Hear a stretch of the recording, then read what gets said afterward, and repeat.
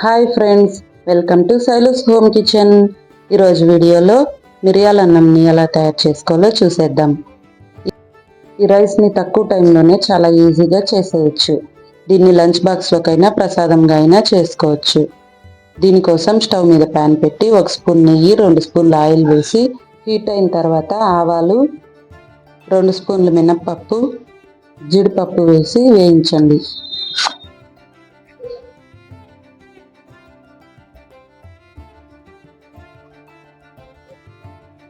ఇవి కాస్త రంగు మారేంత వరకు ఫ్రై చేసిన తర్వాత పచ్చిమిర్చి ముక్కలు, కరివేపాకు వేసి వేయించుకోవాలి.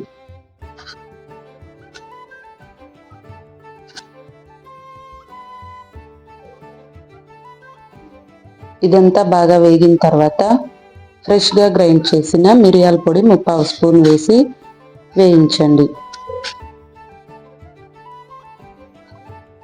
మిరియాల పొడిని మరీ ఎక్కువగా వేయించకూడదు, పచ్చివాసన పోయేంత వరకు వేయించి స్టవ్ ఆఫ్ చేయాలి.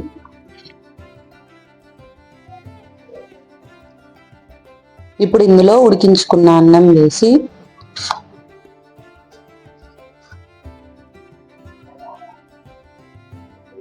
రుచికి సరిపడినంత సాల్ట్ వేసి మొత్తం అంతా కలిసేలా కలుపుకోవాలి. అంతే, ఎంతో టేస్టీగా ఉండే మిరియాల అన్నం రెడీ అయిపోతుంది. మిరియాల అన్నంని తీసుకోవడం వల్ల ఆరోగ్యానికి ఎంతో మేలు చేస్తుంది, రోగనిరోధక శక్తిని పెంచుతుంది. ఈ వీడియో నచ్చినట్లయితే లైక్ చేసి సబ్స్క్రైబ్ చేయండి. Thank you.